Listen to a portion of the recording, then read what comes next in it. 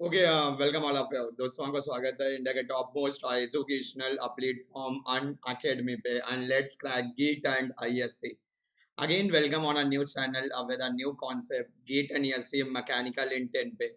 तो बहुत सारे बच्चों को इस चैनल का कॉन्सेप्ट ऑलरेडी पता होगा, बट फिर भी मैं आपको जल्दी से एक बार रिकॉल करा दे रहा हूँ।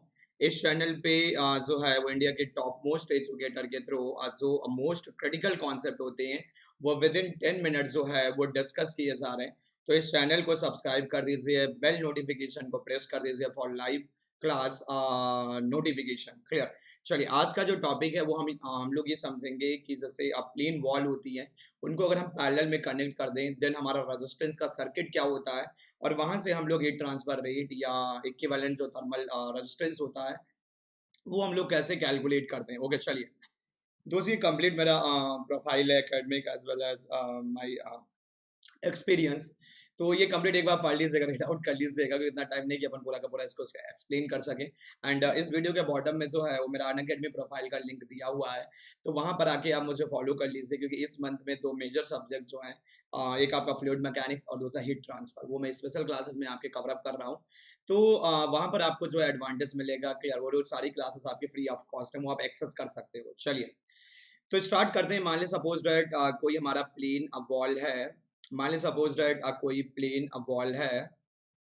क्लियर। तो कुछ ऐसे बोला गया है कि जैसे सपोज दैट कुछ प्लेन वॉल है, मान लो सपोज ऐसे कुछ, ये अपना जो है वो प्लेन वॉल है। क्लियर। ये जैसे अपनी कोई प्लेन वॉल वन हो गई, जिसकी थर्मल कंडक्टिविटी जो है वो K1 है। जिसकी थर्मल कंडक्टिविटी क्या है? K1 है। थर्मल कंडक्टिविटी जो है वो K1 है। दूसरा कोई मटेरियल है, मान ले सपोज दैट सेकंड मटेरियल कोई है, सेकंड एंड थर्ड। तो ये आपका जो है वो सेकंड अब मटेरियल हो गया, और ये जो है ये आपका थर्ड अब मटेरियल हो गया। इसकी थर्मल कंडक्टिविटी जो है वो K2 है, और इसकी थर्मल कंडक्टिविटी जो है वो K3 है। क्लियर। K2 एंड K3 ये दिया हुआ है, और यहाँ पर थिकनेस दी हुई है। थिकनेस जैसे इसका जो है वो थिकनेस जो है वो T1 दी हुई है। इसका थिकनेस जो है वो T1 दिया हुआ है, और इसके फेस का एरिया जो है वो मान ले सपोज डॉट A1 है। यहाँ पर जो थिकनेस दी हुई है, यहाँ पर जो थिकनेस दी हुई है दोस्त, ये थिकनेस अपन ये बोल सकते हैं T2 इज इक्वल टू जो है वो T3 है। क्लियर। और एरिया इसका अगर देखा जाए तो एरिया जो है वो A2 है, और इसका एरिया देखा जाए तो ये मान लो सपोज डैट A3 है। क्लियर। और यहाँ पर अगर अपन इंटरफेसेस पे अगर अपन टेम्परेचर को देखें, तो मान लो सपोज डैट यहाँ पर जो ये इंटरफेस है ये वाला, यहाँ पर टेम्परेचर जो है वो T1 है, और ये जो इंटरफेस है यहाँ पर टेम्परेचर जो है वो T इंटरमीडिएट है, और इस फेज पे जो टेम्परेचर है आपका मान ले सपोज डैट यहाँ पर टेम्परेचर जो है वो T2 है। तो कैसे होगा? ये अपना node point suppose that one हो गया, ये नोड पॉइंट अपना वन हो जाएगा, जहाँ पे टेम्परेचर जो है इस नोड पॉइंट का टेम्परेचर आपका T1 है। यहाँ से एक थर्मल और रेजिस्टेंस हो गया, ये थर्मल रेजिस्टेंस कोई हो गया, और ये इंटरफेस का टेम्परेचर है। तो ये नोड पॉइंट मान लो 2 है, और यहाँ का टेम्परेचर जो है वो T इंटरफेस है। और ये जो रेजिस्टेंस होगा ये T1 डिवाइडेड बाई आपका K1 A1 हो जाएगा। एंड उसके बाद फिर आपका जो है यहाँ से आपका एक नोड पॉइंट स्टार्ट होगा। तो जस्ट वेट 1 मिनट। क्लियर। तो ऊपर एंड नीचे दोनों तरफ आपका जो है वो हीट ट्रांसफर होगा, टॉप एंड बॉटम। तो ऊपर की तरफ एक हीट डिसिपेट होगा एंड बॉटम की तरफ। तो ये नोड पॉइंट अपना 2 था, और यहाँ पर टेम्परेचर जो है वो अपना T2 है।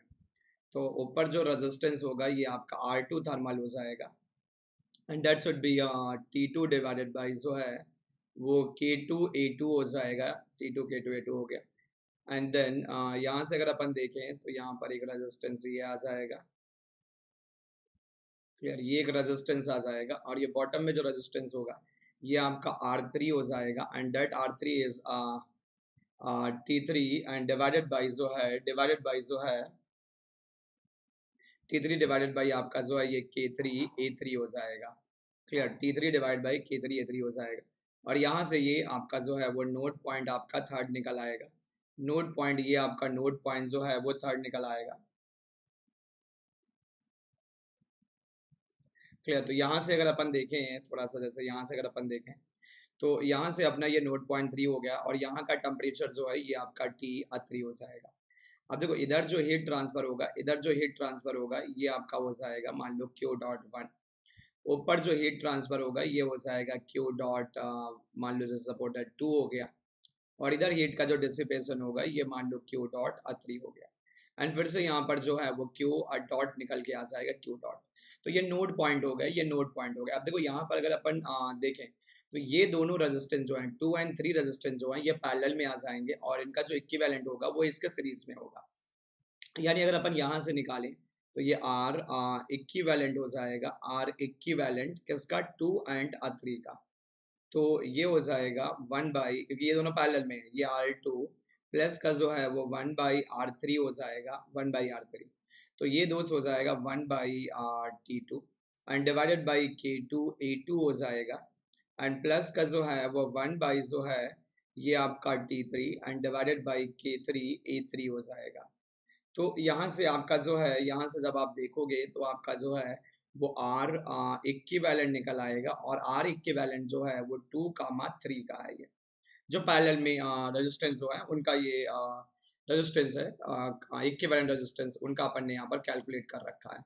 क्लियर। तो यहाँ से अगर अपन आगे चलें, यहाँ से अगर अपन आगे चलें, क्लियर, तो यहाँ से जैसे अब सर्किट आपकी कैसे बनेगी, तो ये आपका नोड पॉइंट 1 हो गया जहाँ पर टेम्परेचर आपका T1 था और ये आपका रेजिस्टेंस जो है वो आपका 1 हो गया, R1 हो गया।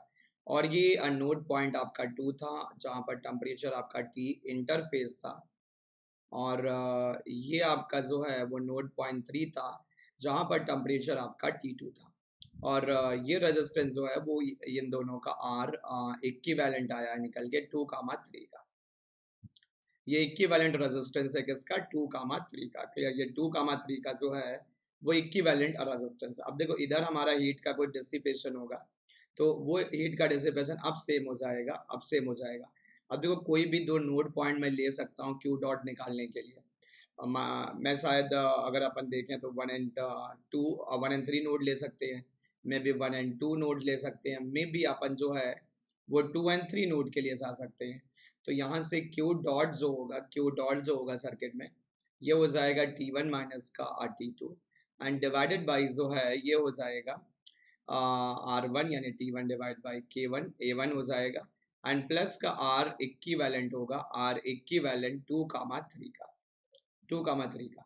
या इसको अपन ऐसे भी लिख सकते हैं, ये हो जाएगा T1 माइनस का T इंटरफेस डिवाइडेड बाई जो है ये T1 अपान K1 A1 हो जाएगा। या इसको अपन ऐसे भी लिख सकते हैं, ये हो जाएगा T of the interface minus का ये T2 हो गया एंड डिवाइडेड बाई जो है ये R इक्विवेलेंट हो जाएगा 2,3 का, इक्विवेलेंट हो जाएगा 2,3 का। तो अपन इसको ऐसे भी बोल सकते हैं, ऐसे भी इसको अपन क्या कर सकते हैं, रिप्रेजेंट कर सकते हैं। कहने का मतलब ये है कि जिस भी दो पॉइंट के बीच का हमें टेम्परेचर डिफरेंस लिखना है उन दो पॉइंट के बीच का टोटल थर्मल रेजिस्टेंस। तो यहाँ से अगर आप देखोगे तो पैरेलल में आपका हीट ट्रांसफर रेट जो है ये कैलकुलेट हो जाएगा। ठीक है, बिल्कुल सिंपल केस अपन करवा रहे हैं और बहुत डिटेल में अगर करना है तो आप अकेडमी स्पेशल क्लास में आ जाइए। वहाँ प्रॉपर तरीके में स्पेशल क्लासेस में आपका चल रहा है जो फ्री ऑफ कॉस्ट आपको एक्सेस हो जाएगा पूरा का पूरा 70-80 घंटे का जो HT है। फिर ओके चलिए, तो इस टॉपिक को यहीं पर रोकते हैं, मिलते हैं नए टॉपिक में नए सेशन के साथ। एंड लाइक एंड शेयर करना मत भूलिएगा। Okay, thank you for watching this. Thank you, thank you, thank you, thank you, thank you, thank you, thank you.